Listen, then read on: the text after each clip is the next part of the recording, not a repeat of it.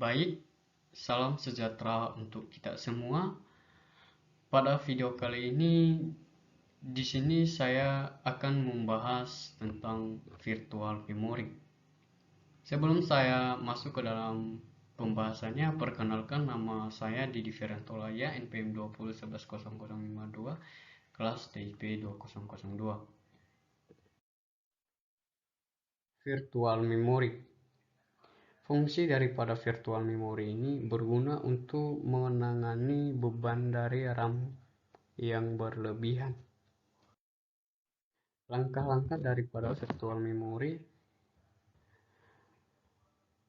Langkah pertama, tidak bisa semua memori logik dipetakan semuanya ke memori fisik, walau dynamic loading bisa melakukannya.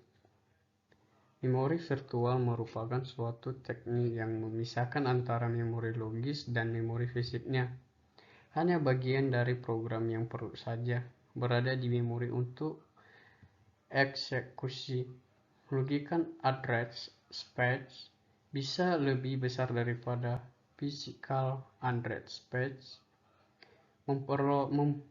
memperbolehkan virtual address space pada VM untuk sharing oleh beberapa proses. Bisa jadi hanya beberapa bagian dari memori logik yang berada di memori fisik, sisanya di hard disk. Program yang tidak perlu di memori utama adalah program-program atau kode-kode yang digunakan sebagai error handling yang jarang digunakan karena jarang terjadi. Array, list, atau tabel yang kapasitasnya tidak terpakai semuanya.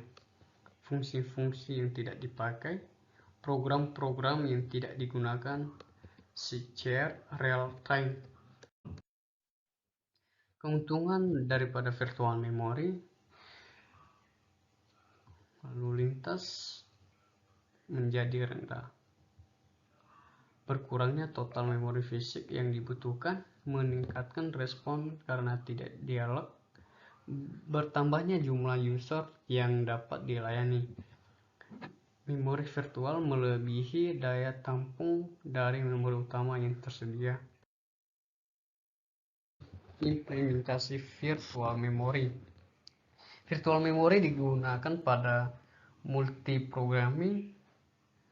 Memori virtual dapat dilakukan dengan cara domain package.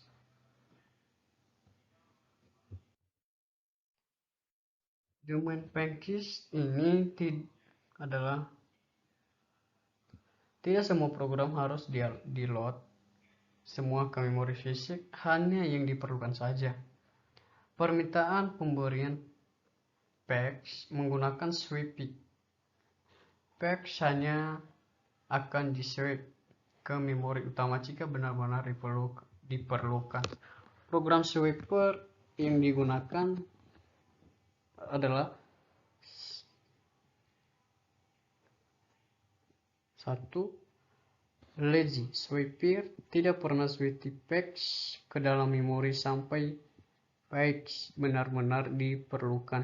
Istilah sweeper berarti manipulasi seluruh proses, sehingga sweeper yang khusus berhubung dengan patch bernama pages.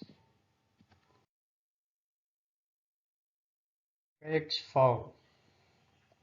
Jika ada referensi ke sebuah page, ternyata page-nya tidak ada atau invalid, maka akan diterapkan oleh OS dan menghasilkan page fault. Untuk menangani page fault, menggunakan prosedur berikut. Langkah pertama, memeriksa tabel internal atau biasanya ada dalam PSB untuk menentukan file atau infile. Langkah kedua, jika infile, proses di suspend. Jika file tapi proses belum dibawa ke page, maka kita bawa page ke memori. Cari sebuah frame bebas atau frame atau frame atau free frame. Angka keempat, jadwalkan operasi sebuah disk untuk membaca page tersebut ke frame yang baru dialokasikan. Saat pembacaan selesai, ubah validation byte menjadi 1, yang berarti page telah ada di memori. Langkah ke-6, ulangi lagi instruksi program yang diterapkan tadi dari awal sehingga bisa berjalan dengan baik. Yang terjadi saat page fault ditangkap oleh sistem operasi menyimpan register, user, dan proses. Tetapkan bahwa interupsi merupakan page fault. Periksa bahwa referensi page adalah file dan kemudian tentukan lokasi page pada disk. Baca disk, cari frame kosong. Selama menunggu pencarian, alokasikan CPU ke proses lain dengan menggunakan penjual CPU. Jika pencarian selesai, terjadi interupsi dari disk bahwa "Ayo, selesai". Yang terjadi saat page fault, sistem operasi menyimpan juga registers dari status proses untuk menggunakan atau proses yang lain. Tentukan bahwa interupsi sekarang berasal dari disk. Lakukan pengubahan page tabel bahwa page telah berada di memori. Tunggu CPU selesai dari proses yang tadi. Kembalikan register user status proses page tabel dan resmi instruksi proses yang tadi interupsi. Page fault. Tidak semua langkah diperlukan. Pada setiap kasus, ada 3 komponen utama yang pasti terjadi adalah: langkah pertama, melayani interrupt page fault. Langkah kedua, baca dan load page dari disk ke memori. Langkah ketiga, restart proses. Pada sistem damage page, sebisa mungkin kita jaga agar tingkat page fault-nya rendah. VM untuk proses creation, karena diperlukan untuk mengandalkan proses atau proses creation, maka harus diketahui mana page kosong yang akan dialokasikan menggunakan fault. Sistem operasi biasanya menggunakan teknik atau zero file one damage untuk mengalokasikan page tersebut pada awalnya. Cara proses creation copy one write. Pada copy one write mengizinkan proses print dan shell menginisialisasikan page yang sama pada memori. Jika proses menulis pada sebuah page yang di-sharing, maka dibuat juga salinan dari page tersebut. Dengan menggunakan teknik copy one write, terlihat jelas bahwa hanya page yang diubah oleh proses child dan parent disalin, sedangkan semua page yang tidak diubah bisa dibagikan ke proses child dan parent. Teknik copy one write sering digunakan oleh beberapa sistem operasi saat mengadakan proses, diantaranya adalah Windows 2000, Linux, dan Solaris. Algoritma page replacement bertujuan untuk mendapatkan page fault terendah. Ada beberapa algoritma page replacement adalah algoritma FIFO, algoritma optimal, algoritma LREW, algoritma perkiraan LREW. Algoritma FIFO, page yang diganti adalah page yang paling lama berada di memori, mudah diimplementasikan, mudah dimengerti, bisa mengalami anomali bleeding. Page fault rate meningkatkan seiring dengan meningkatkan sejumlah frame. Hanya terjadi pada beberapa algoritma pada replacement. Algoritma optimal.